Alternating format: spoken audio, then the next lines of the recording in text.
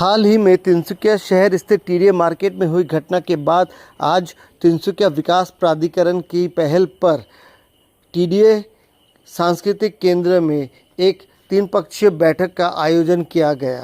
इस बैठक का नेतृत्व तिनसुकिया विकास प्राधिकरण के चेयरमैन काजल गोहाइन ने की, जिसमें तिनसुकिया शहर के कई जातीय संगठन समेत टीडीए मार्केट के कई दुकानदार भी उपस्थित थे। इस दौरान जहां विभिन्न जातीय संगठन के नेतृत्व ने अपना पक्ष रखा, वहीं टीडीए सेंट्रल प्लाजा मार्केट से आए दुकानदारों में से 2 दुकानदारों ने भी अपना मत रखा। इस दौरान लगभग 5 प्रस्ताव सामने रखे गए, जिन्हें एक एक करके सर्वसम्मति से पारित किया गया और जिसके बाद एक नई कमेटी का गठन किया गया। तिनसुकिया विकास प्राधिकरण के चेयरमैन काजल गोहाइन के समक्ष इस कमेटी के अध्यक्ष के तौर पर स्वरूप गोहाइन को चुना गया।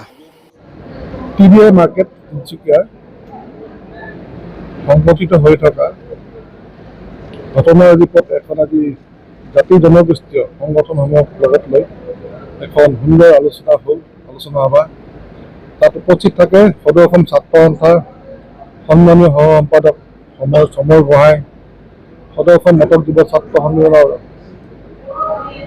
সম্পাদক সৌজ্যোতি গোহাঁই, সদৌ অসম মটক ছাত্ৰ সন্থাৰ সভাপতি সঞ্জয় হাজৰিকা,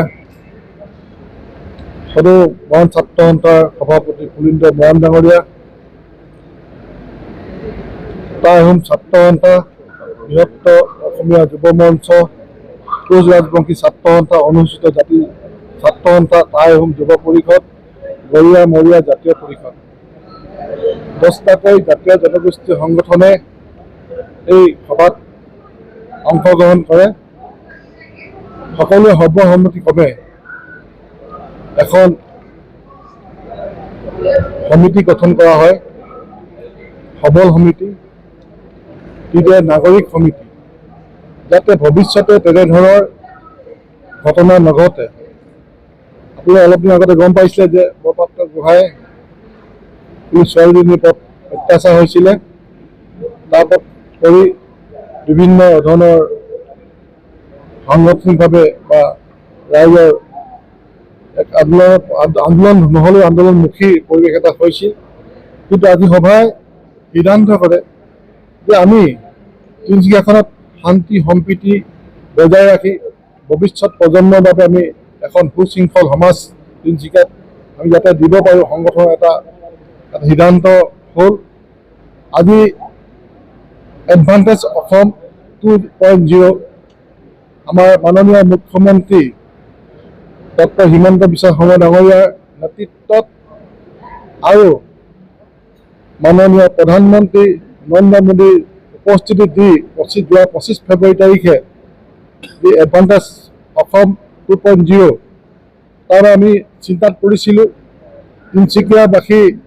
তিনিচুকীয়া জিলাবাসী যাতে ইয়াৰ বাবে আমাৰ এই যিবিলাক বিনিয়োগকাৰী আছে, বিদেশী বিনিয়োগকাৰী আছে, যাতে এই সময়ত যাতে ভয় শংকা যাতে নহাকৈ নাথাকে।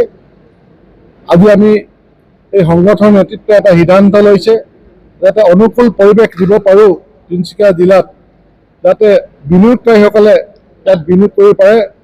আমাৰ তিনিচুকীয়া জিলাত আজি ইতিমধ্যে 15 লাখতকৈ অধিক আমাৰ জনসংখ্যা আছে, তাৰে প্ৰায় 8 লাখ জনসংখ্যাই নিবনুৱা। এই নিবনুৱাসকলক আমি কৰ্মসংস্থাপনৰ বাবে আজি সংগঠন নেতৃত্বই তেখেতসকলে চিন্তা চৰ্চা কৰিছে যে আমি অনুকূল এটা পৰিৱেশ দিবই লাগিব তিনিচুকীয়াত। সেই অনুকূল পৰিৱেশে বাতাবৰণে যাতে আমাৰ বিনিয়োগকাৰীসকল আহে, সহজ আহে। আৰু আমি আশা ৰাখিছোঁ যে এনেধৰণৰ সাংগঠনিক চিন্তাই আমাৰ সমাজখন তিনিচুকীয়া জিলাখন আৰু আগুৱাই যাব, তাৰে কামনা কৰিছোঁ। আৰু আমি সিদ্ধান্ত লৈছোঁ যে এই টিডীয়ে মাৰ্কেটৰ যিখিনি আমাৰ আভ্যন্তৰীণ বিষয়, সেই বিষয়বিলাক আমি যাতে দূৰ কৰিব পাৰোঁ, আৰু এটা সিদ্ধান্ত লৈছোঁ। আমি তিনিচুকীয়া যি মাষ্টাৰ প্লেন ইতিমধ্যে তৈয়াৰ হৈ গৈছে, গভৰ্ণমেণ্ট এপ্ৰুভ হৈছে। মাষ্টাৰ প্লেনখন যাতে আমি ইমপ্লিমেণ্ট ক্ষেত্ৰত তাৰো আমি আলোচনাৰ প্ৰয়োজন আছে। আমি চৰকাৰে ইতিমধ্যে আঁচনিবিলাক লৈছে। আমি আশাবাদী যে সোনকালে TDA মাষ্টাৰ প্লেনখনো ইমপ্লিমেণ্ট হ'ব। ধন্যবাদ। অধ্যক্ষমহোদয়, এতিয়া ধৰি লওক যিবিলাক ঘটনা সংঘটিত হৈছিলে তাৰ সেই ঘটনাবিলাকৰ লগত মানে